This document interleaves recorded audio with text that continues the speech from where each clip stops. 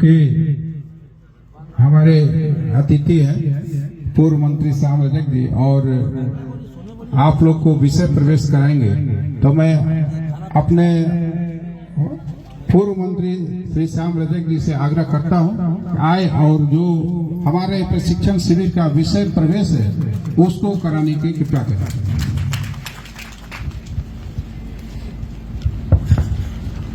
सम्मानित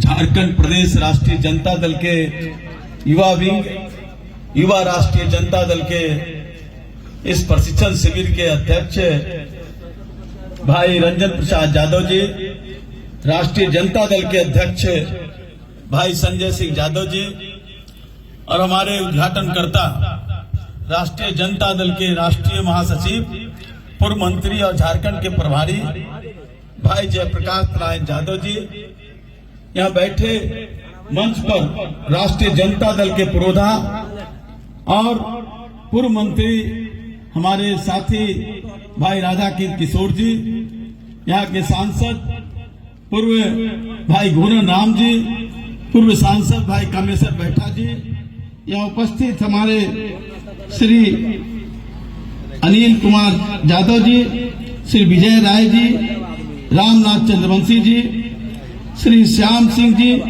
श्याम दास जी, श्री लक्ष्मण यादव जी, मंच पर बैठे तमाम नेतावृंद और आए हुए इस प्रशिक्षण शिविर में विभिन्न जिलों से, प्रखंडों से हमारे युवा साथियों, पार्टी के विभिन्न नेताओं साथियों, हमारे जयप्रकाश यादव जी ने आपको बहुत ही विस्तृत रूप से बताने का काम किया है, लेकिन हम जानना चाहते हैं आप सबसे कि प्रशिक्षण शिविर का क्यों आयोजन होता है।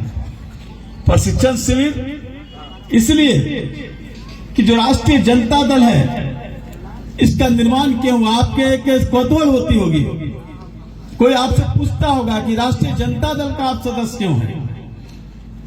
इस देश में कई बड़ी बड़ी पार्टियां हैं, कई छोटी पार्टियां हैं, लेकिन राष्ट्रीय जनता दल ही क्यों? क्या आपको क्या हुआ था कि जो आप राष्ट्रीय जनता दल के सदस्य बनाए? आपको ये जानकारी रहती होगी। आप कहते होंगे कि हम लालू यादव के साथ हैं, हम अपने विचारों के साथ हैं। नहीं, हम व्यक्ति के विचारों के साथ नहीं हैं, हम हैं राष्ट्रीय जनता दल।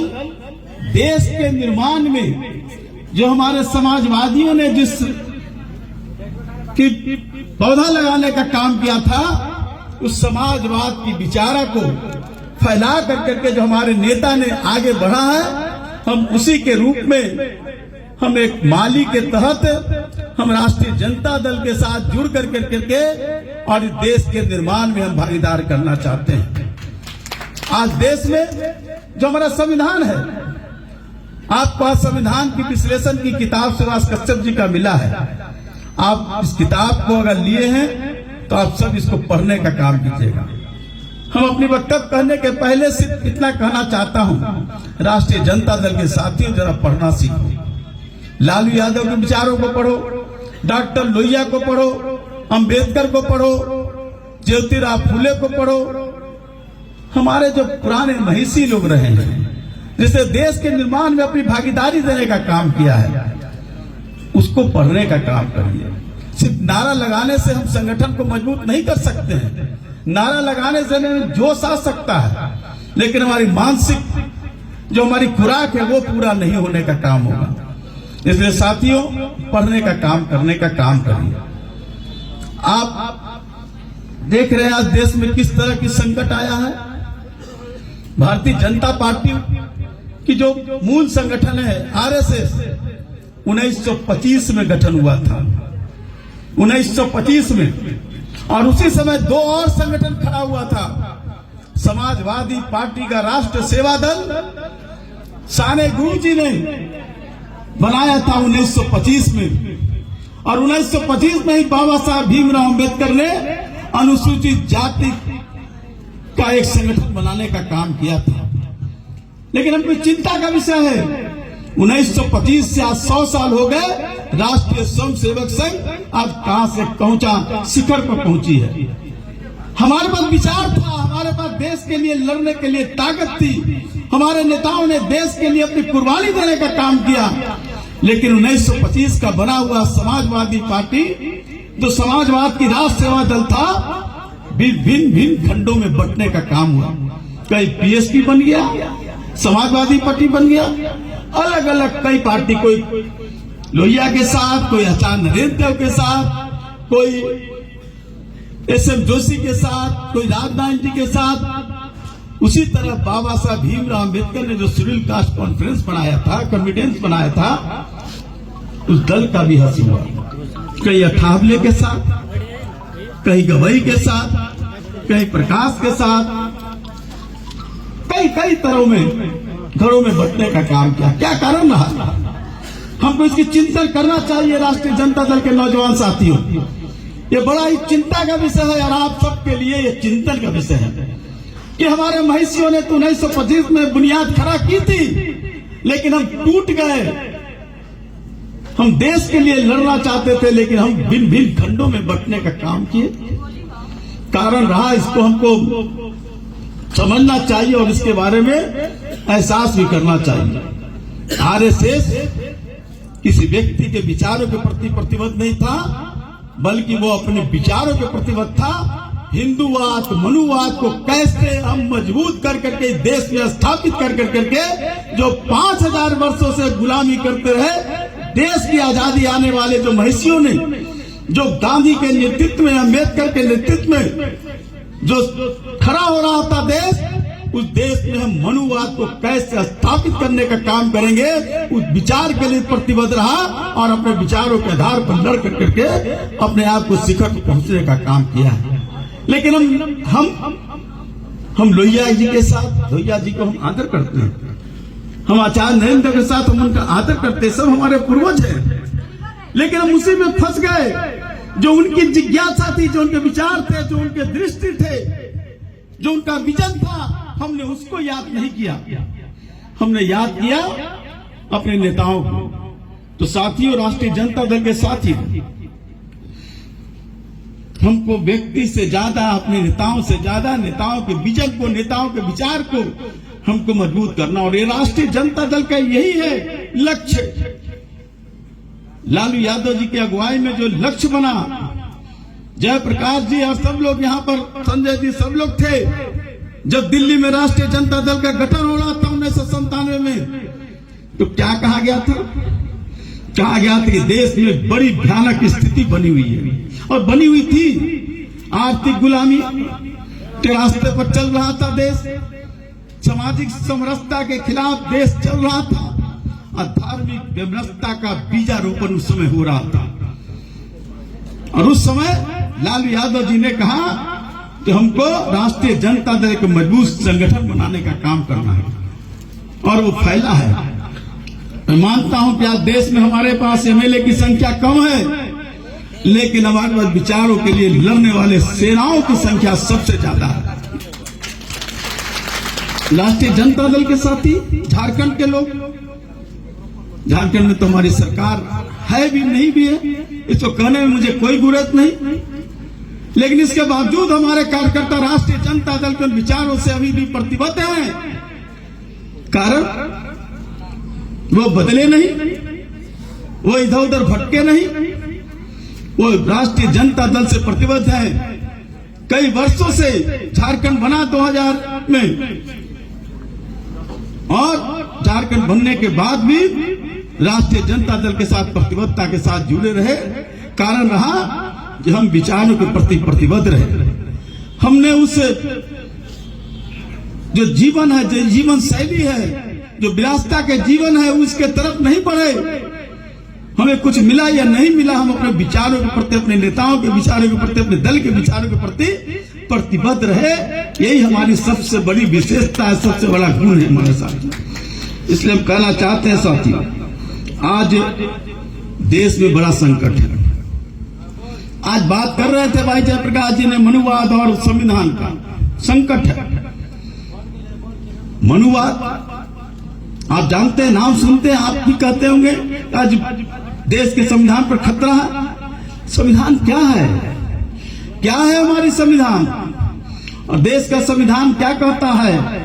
देश का संविधान कह रहा है उसका प्रेम्बुल पढ़ने का काम करो, उसकी उद्घोषिका को पढ़ने का काम करो, जिसमें संप्रभुता, समाजवाद, धर्मनिरपेक्षता, लोकतंत्र, न्याय, स्वतंत्रता, बंधुता और अखंडता और एकता की बात हमारे संविधान में कही गई है। 300 से ज्यादा अनुच्छेद हैं और उस अनुच्छेदों में देश के तमाम लोगों के लिए अधिकार से पूरा फलीभूत कहा गया है, जिसको भाई जयप्रकाश जी ने अपने वक्तव्य में कहा कि रानी हो या मेहतरानी, सबको वोट देने का अधिकार है। यही है संविधान का अधिकार, जिसमें वोट का मतलब क्या, ये देश की संप्रभुता, समाजवाद, धर्मनिरपेक्षता, लोकतंत्र, इस सारे चीजों की सुरक्षा के लिए एक मेरुदंड है संविधान, और संविधान की रक्षा के लिए हम सब प्रतिबद्ध हैं। लेकिन क्या हमारा संविधान बचा हुआ है? अगर बचा रहता तो नौजवान साथियों, आज IIT भारतीय प्रौद्योगिकी जो संस्था है, IIM जो मैनेजमेंट की भारतीय संस्था है, हमारा अधिकार है कि दलित को, पिछड़े को, पहले दलित को था, मंडल आयोग आया, मंडल आयोग का पिछड़े को भी, आदिवासियों को भी हमें आरक्षण का अधिकार दिया गया। आरक्षण कोई भीख नहीं है साथियों, हम उस पर बाद में आएंगे कि आरक्षण दिया गया। लेकिन 9 वर्षों से सरकार है देश में, नरेंद्र मोदी जी की सरकार, और 8 वर्षों से IIM और IIT और सेंट्रल यूनिवर्सिटी में आरक्षण को खत्म कर दिया गया। 80 लोग इसी वर्ष 80 छात्रों का IIM में अनुसूचित जाति पिछड़े वर्ग के लोगों के लिए आरक्षण था, लेकिन उस पर आरक्षण को खत्म करके 95 समान वर्ग को लोगों को स्थान दे दिया गया। संविधान की कहां धज्जियां उड़ रही है, कहां संविधान की बात हो रही है? संविधान के अनुच्छेद में तो आरक्षण की बात कही गई है। आज को सिर्फ बाबा साहब अम्बेडकर नहीं, बाबा साहब अम्बेडकर के समय की अध्यक्षता में तो कमेटी बनी थी, लेकिन देश के तमाम पुरोधा थे, सब लोगों ने उसमें अपनी राय देकर के संविधान का निर्माण किया था। और 1950 में डॉक्टर राजेंद्र प्रसाद देश के राष्ट्रपति थे, जिनके हाथों में संविधान की कॉपी देने का काम किया गया था। लेकिन IIT, IIM, सेंट्रल यूनिवर्सिटी में आरक्षण को खत्म किया जा रहा है। आपको जान करके आश्चर्य होगा, 8 वर्षों में लगभग 18,000 जो हमारे दलित और पिछड़े छात्र हैं जो ड्रॉप आउट हुए हैं। क्यों ड्रॉप आउट हुए हैं? क्योंकि उनको धार्मिक वैमनस्यता, जातीय वैमनस्यता फैला करके उनको जिस तरह से कुंठित करने का काम किया गया, तो कहीं आत्महत्या किए या ड्रॉप आउट हुए। हमारा देश का संविधान तो कहता है कि न्याय, संप्रभुता, धर्मनिरपेक्षता, पंथ निरपेक्षता, तो संविधान का खात्मा हो रहा है कि नहीं? संविधान पर चोट हो रहा है कि नहीं? एक उदाहरण दिया तो आरक्षण का खत्म करना संविधान को खत्म करने की बात है। और ये आप सब नौजवानों के लिए चुनौती है, जो हमारे महिषी लोग आज जिसकी लड़ाई लड़े थे, जो कहते थे, डॉक्टर लोहिया ने कहा था कि 3 आना और 13 रुपये की बात उन्होंने लोकसभा में उठाने का काम किया था पंडित नेहरू को। कि पंडित नेहरू प्रधानमंत्री को कहा था कि देश के जो गरीब जनता है उसकी आमदनी है 3 आना और आप पर है 13 रुपया। ये 3 आना 13 रुपये पर लंबी बहस चली थी। लेकिन आज क्या है? आज देश के प्रधानमंत्री पर क्या खर्च है? और देश का जो अभी रिपोर्ट आया है, ये हमारा रिपोर्ट नहीं है, ये CDS का रिपोर्ट है, रिजर्व बैंक का रिपोर्ट है। ये देश के 52% लोग 6,000 रुपया जिनकी मासिक आमदनी है, 6,000 रुपया मासिक, यानी कि एक दिन में कितना लगा? मनरेगा से भी कम। तो ये है स्थिति। और दूसरी तरफ देश के प्रधानमंत्री पर प्रतिदिन जब विदेश जाते हैं तो और ज्यादा खर्च, और देश का भ्रमण करते हैं तो और उससे थोड़ा कम, और जब अपने कार्यालय आवास में रहते हैं तो खर्च। जब वो कुछ नहीं करते हैं तो 30 करोड़ रुपया प्रतिदिन का खर्च देश के प्रधानमंत्री पर है। जब डॉक्टर लोहिया ने सवाल उठाया था 3 आना 13 रुपया, तो आज हम 6,000 और 30 करोड़ रुपए की बात क्यों नहीं उठा सकते हैं? कहा जाता है हम देश के गरीबों के लिए है। देश के प्रधानमंत्री, देश का जो सत्ता है बैठी हुई, कहता है कि हम देश के गरीबों के लिए हैं। 80 करोड़ लोगों को हम अनाज दे रहे हैं, यानी कि 80 करोड़ लोग इस देश में भुखमरी के शिकार हैं। उन्हीं के अनुसार, मेरे अनुसार तो और ज्यादा, लेकिन 80 करोड़ लोग जब भुखमरी के शिकार हैं, तो दूसरी तरफ कहते हैं कि देश अंतर्राष्ट्रीय स्तर पर 5वें स्थान पर आ गया है। हम ब्रिटेन को भी पीछे छोड़ दिए हैं। हम अमेरिका, चीन, जर्मनी और रशिया के बाद हम हैं। यानी हम, ये समझ में नहीं आता है।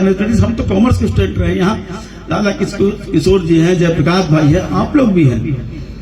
एक तरफ 80 करोड़ लोग भूख के शिकार, जिस पर रहम कर रहा है देश की सरकार कि हम 80 करोड़ लोगों को भोजन दे रहे हैं, 5 किलो अनाज दे रहे हैं मुफ्त में। और दूसरी तरफ कह रहा है कि देश 5वें स्थान पर आ गया है। देश विकास के क्षेत्र में, आर्थिक क्षेत्र में, दोनों बात कैसे होगी? हंसना और गाल फुलाना दोनों नहीं चल सकता है। नौजवान साथियों, आप नौजवानों से संपर्क करते होंगे, छात्रों से संपर्क करते होंगे। जयप्रकाश जी ने कहा कि जाओ इस कॉलेजों में। कल तक तो कॉलेजों में हम लोग छोटे छोटे सवालों पर संघर्ष करने का काम करते थे। 1974 का आंदोलन, जयप्रकाश जी गवाह है। क्या था हमारा मुद्दा? महंगाई को खत्म करो, बेरोजगारी को समाप्त करो, भ्रष्टाचार को दूर करो, देश में समतामूलक समाज स्थापित करो। इस सवाल को लेकर के हम लोगों ने पटना यूनिवर्सिटी से फैलाव किया था और देश में उस आंदोलन को फैलाव हुआ था। लेकिन आज अडानी अंबानी, इस देश का सबसे बड़ा प्रधान, सबसे बड़ा आर्थिक व्यक्ति, अमीर आदमी, कोरोना काल में जब हमारे पास खाने के लिए, दवा के लिए किसी तरह की व्यवस्था नहीं थी, उस समय में भी अडानी अंबानी का आय बढ़ने का काम हुआ। इस देश में आपके जो छात्र हैं, पढ़ने के लिए लोन लेने जाते हैं, रोजगार के लिए लोन लेने जाते हैं, आपको लोन नहीं मिलता है। कोई ना कोई सिफारिश की जरूरत होगी, या कुछ अपना जो बैक डोर चलता है उसकी जरूरत हो। लेकिन इस देश में 80 लाख करोड़ रुपया अडानी के माफ कर दिए जाते हैं बैंक के लोन का। ये कैसे चलेगा देश? ये आपको इन बातों को समझना होगा। क्या हम मंदिर मस्जिद के सवाल पर रहे? हम पूछना चाहते हैं। हम आस्था पर विश्वास करते हैं, आस्था पर हम कोई चोट नहीं करना चाहते हैं। हर को भगवान अल्लाह ईश्वर पर विश्वास है, लेकिन मंदिर आप बना रहे हो, जरा ये भी जवाब देने का काम करो कि मंदिर के अंदर बैठा हुआ कौन लोग है और मंदिर के दरवाजे पर कटोरा लेकर के कौन लोग है, उसके बारे में वो मंदिर के लक्षक, मंदिर निर्माण करता क्या सोच रहे हैं? क्या मंदिर के बाहर बैठने के लिए मंदिर का निर्माण कर रहे हो कि हम भिखारी बन करके रहने का काम करें, और मंदिर में बैठ कर करके जो लोग 2, 4, 10 लोग, 20 लोग, 100 लोग, 200 लोग जो मंदिर के अंदर है, वो पेट फुला कर करके बड़े साहूकार बन जाए, पंडा बन जाए? भगवान तो कहता, हम लोगों ने तो स्कूल में पढ़ा था, दरिद्र नारायण कहा था कि दरिद्र ही नारायण है, गरीब ही भगवान है, ईश्वर इस कंकन में ईश्वर है। फिर मंदिर बनाओ मंदिर, लेकिन पहले उसको भी देखने का काम करो। ये काम नहीं हो रहा। ये सवाल आपको मन में गुस्सा होना चाहिए। हम ये नहीं कह रहे कि आप इस सवाल को उठाने का काम कीजिए, इस सवाल पर आपको गुस्सा होना चाहिए। जब नौजवानों को, लोगों के मन में गुस्सा नहीं आएगा तो समाज में परिवर्तन नहीं कर सकता है। आपके मन में गुस्सा आना चाहिए कि आपका बगल का पड़ोसी जो नौजवान है आत्महत्या करने के लिए मजबूर है, जो व्यक्ति जा रहा है उसके लिए दवा की व्यवस्था नहीं है। आपके मन में गुस्सा होना चाहिए वो दया के पात्र नहीं बल्कि ईर्ष्या के पात्र बनिए, ये कहना चाहते हैं साथियों। इसलिए साथियों, जिस तरह से मनुवाद को स्थापित करने का काम किया जा रहा है, मनुवाद में क्या था? ठीक ही कहा जयप्रकाश जी ने कि ये हम चाहते थे, ये समाजवाद कहता है ये क्या है? वो चार जो हमारी जो वर्ण है, चार वर्ण में हम किस स्थान पर हैं? सबसे नीचे। और आज भी देख ही रहे हैं, IIT, IIM, सेंट्रल यूनिवर्सिटी में शिक्षा से दूर करने का काम किया जा रहा है।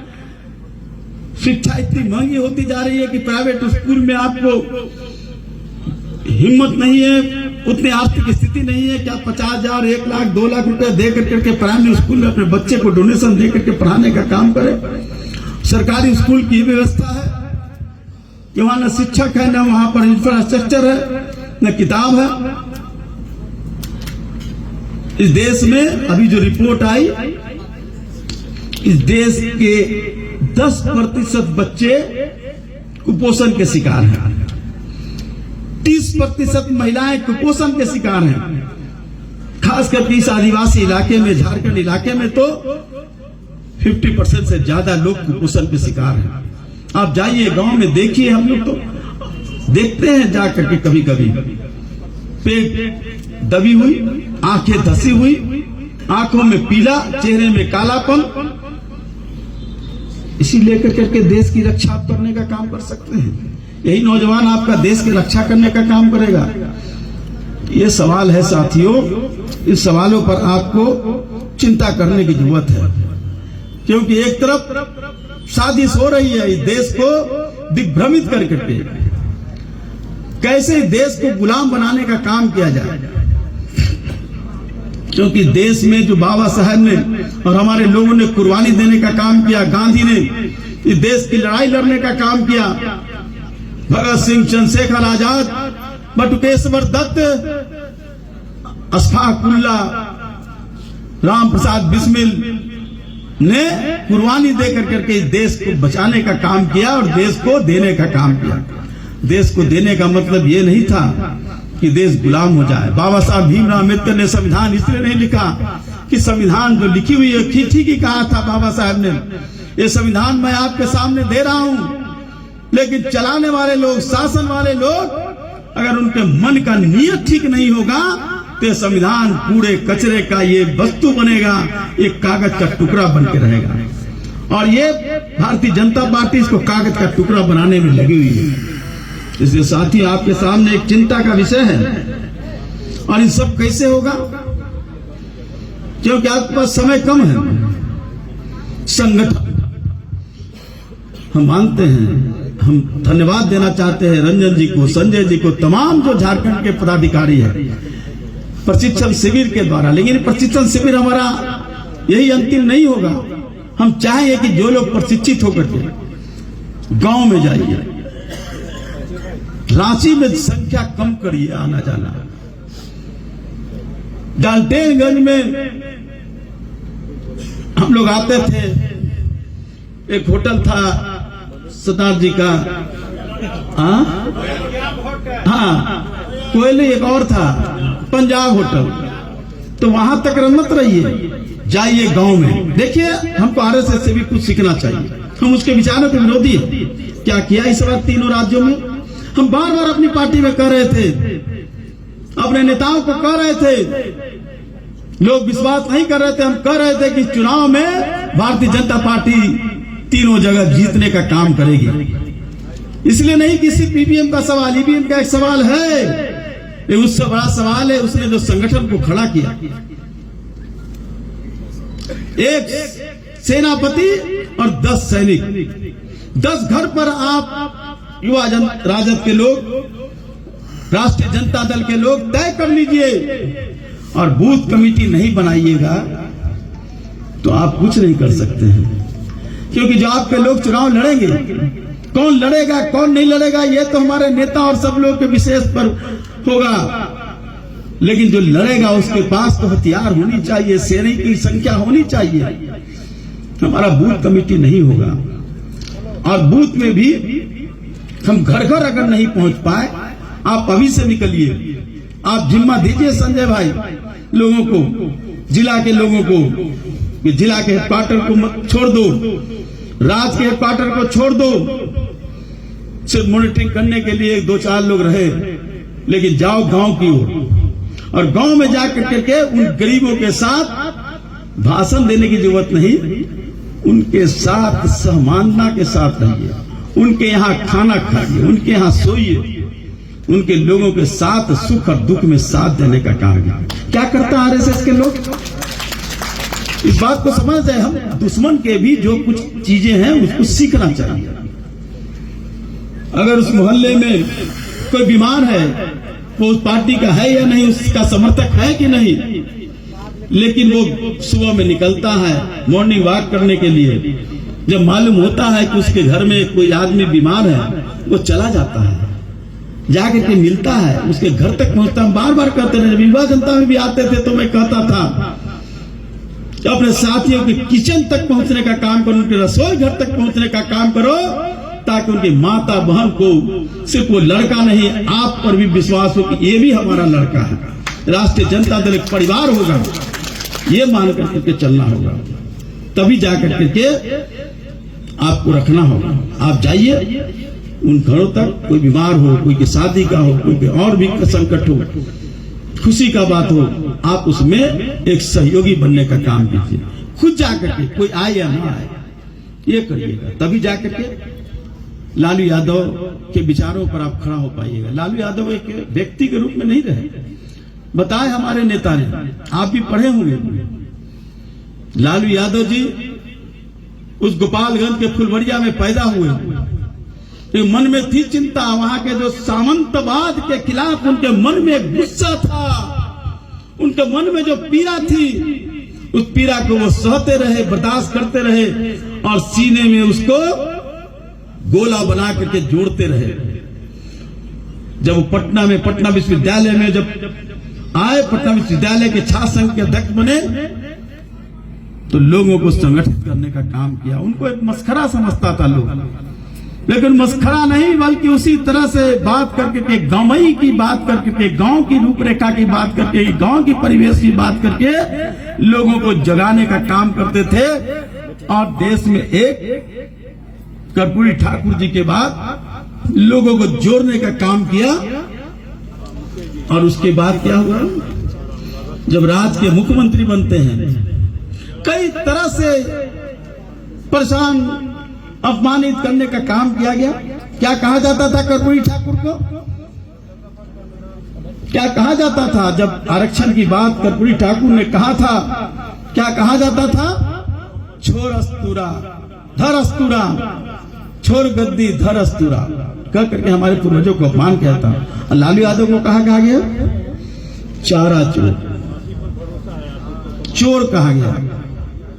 याद करो, जिस लालू यादव ने रेल मंत्री बनने के बाद लाखों लाख रुपया, करोड़ों रुपये की जो लाभ देने का काम किया इस देश में, और वो चोर हो सकता है?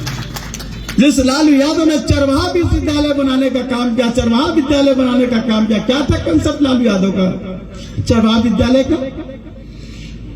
हमारे बच्चे पढ़ नहीं पाते हैं क्योंकि खाने के लिए पैसा नहीं है। हमारे माँ बाप बेटे को भेज देते हैं, जाओ गाय चराओ, भैंस चराओ, सुअर चराओ, बकरी चराओ। उनके मन में ये दर्द थी जब फुलवरिया में रहते थे। उन्होंने कहा कि हम उन बच्चों के लिए चरवाहा विद्यालय बनाने का काम करेंगे, पढ़ेगा भी और घर का काम भी करेगा। और उनके लिए उन्होंने भी पढ़ाने का काम किया। साथ में जो पढ़ने जाते थे 1 रुपया छात्रवृत्ति भी प्रतिदिन देने का काम किया। कहने का कंसेप्ट था कि वो चाहते थे कि गरीब का बेटा भी शिक्षा से जोड़े। जो बाबा साहब ने कहा था, शिक्षित बनो, संगठित हो और संघर्ष करो। तो शिक्षित नहीं बनेंगे तो आप देश को क्या समझ पाएंगे? क्या समझ पाएंगे कि अडानी को किस तरह से आज अरबों खरबों रुपये का लाभ दिया जा रहा है, बैंकों के कर्ज माफ कर दिए जाते हैं, और गरीब को कहा जाता है कि आपको तो 5 लाख रुपये का 5 किलो अनाज हम आपको देने का काम कर रहे हैं। हम खुश हो जाते हैं कि 5 किलो अनाज तो मिल रहा है। लेकिन दूसरी तरफ जो उनके हितैषी है, बड़े पूंजीपति, उनको अरबों रुपया बैंक का माफ कर करके और देश के सबसे बड़े पूंजीपति, विश्व का सबसे बड़ा पूंजीपति, एशिया का सबसे बड़ा पूंजीपति का खिताब इस बार मिला है अंबानी को। जो देश गरीब देश, जो पिछड़ा देश, और आप कह रहे हैं कि वहां दो लोग सबसे बड़े, एशिया के सबसे बड़े। तो इस बात को कौन समझेगा जब शिक्षा के साथ अपने को जोड़ने का काम करेगा। तो लालू यादव ने यही किया, चरवा विद्यालय बनाने की काम, यूनिवर्सिटी में बनाने की काम। लेकिन लोगों को लगा कि अब तो अंबेडकर को तो हमने बेइज्जत कर करके मार दिया, कर्पूरी ठाकुर को अपमानित कर करके उनको शमशान घाट भेज दिया। ये लालू यादव कहां से आ गया जो इन लोगों के विचारों को आगे बढ़ाने का काम कर रहा है। करो इनको अपमानित, करो, फंसाओ, और फंसा करके, और फंसाने का बात इसलिए मैं कर रहा हूं, सीबीआई के एक डायरेक्टर थे, बेंगलोर के कर्नाटक के आईपीएस, जिन्होंने अपने रिटायरमेंट के बाद जो चिट्ठी जो किताब लिखा है, उस किताब में उन्होंने कहा है कि हम लोगों को सत्ता की दबाव के कारण लालू यादव को फंसाने का कार्रवाई करने का काम किया गया। लालू यादव को साजिश के तहत हमने फंसाने का काम किया, वो स्वीकार करता है इस किताब में। इसलिए मैं कह रहा हूं कि साजिश किया गया। इसलिए साथियों, इससे घबराना नहीं है। हमारे पूर्वजों ने भी बहुत ही जलालत की जिंदगी जी है, लेकिन हमने कभी समझौता करने का काम नहीं किया किसी सवाल पर, विचार पर, विजन पर। इसलिए आपसे कहना चाहेंगे कि आप संगठन को बनाने का काम कीजिए, सदस्यता अभियान बनाने का काम कीजिए। चलिए, जो हमारे पुराने लोग थे महिषी, जो आज नहीं है, सत्तू का झोला लेकर करके चल पड़ते थे गांव में पैदल पैदल, घर घर जा करके। उस समय 4 आने का सदस्यता अभियान होता था, कटता था। आप नहीं काट सकते हैं? आप अपने विचारों से लोगों को जोड़ने का काम नहीं कर सकते हैं? जो नौजवान है यहां बैठे हुए, शहरों की चकाचौंध से दूर हो, जाओ गांव की ओर, क्योंकि गांव में ही जीवन जीती है। लोकतंत्र गांव में है, और गांव में लोगों को जोड़ करके लोकतंत्र की सुरक्षा के लिए लोगों को संगठित करने का काम करो। ये संगठन पर ध्यान देने की जरूरत है। बूथ कमेटी बनाना, घर घर तक पहुंच करके अपने विचारों से उनको अलादित करना। क्या है झारखंड? हमारी सरकार है, लेकिन केंद्र सरकार की किस तरह से सपोर्ट नहीं हो रहा है। इसके बावजूद भी कई कारण हैं, हम उन कारणों को नहीं दोहराना चाहते हैं, लेकिन इतना कहना चाहते हैं कि आप गांव से जुड़िए, जनता से जुड़िए, आदिवासियों से जुड़िए, दलितों से जुड़िए, पिछड़ों से जुड़िए, गरीबों से जुड़िए।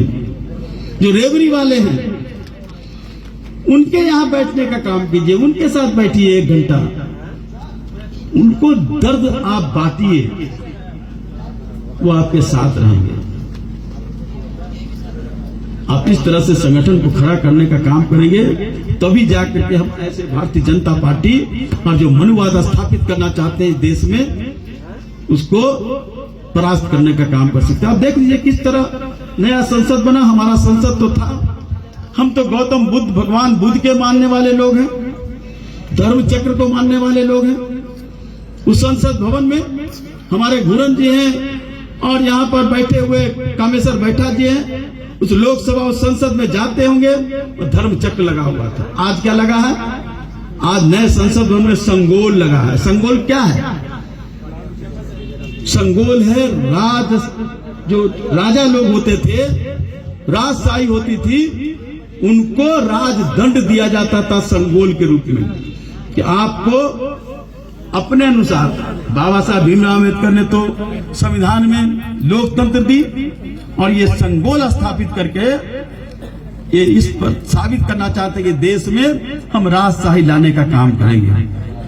किस तरह से हम इस बात को नहीं मानते हैं, जो आज संसद में जिस तरह से 4 लड़के ने जिस तरह से कार्रवाई की, हो सकता है उनके रास्ते गलत थे, लेकिन उनकी जो भावना थी उसको हमको समझना चाहिए। हमको कहीं भी इस बात को नहीं मानना चाहिए कि उसकी भावना गलत थी। बेरोजगारी की समस्या क्या अभी रिपोर्ट आया है? 75% नौजवान बेरोजगार हैं, रोजगार नहीं है। सरकारी नौकरी के 10 लाख लोग, मैं नहीं कर रहा हूं, देश का प्रधानमंत्री ने कहा था 2019 के चुनाव में 10 लाख लोग जो खाली जगह है उसको भरने का काम हम करेंगे। जब हमारे नेता तेजस्वी यादव जी ने कहा 2020 के चुनाव में हम बिहार में 10 लाख लोगों को रोजगार देने का काम करेंगे, लोगों ने मजाक उड़ाने का काम किया था। लेकिन जब भारतीय जनता पार्टी से हट कर करके नीतीश कुमार ने तेजस्वी जी के साथ हाथ मिलाया तो तेजस्वी यादव जी ने हाथ मिलाया, कोई पद के लिए नहीं, कोई मंत्री के लिए नहीं, मुख्यमंत्री के लिए नहीं, बल्कि उनका जो विजन था 10 लाख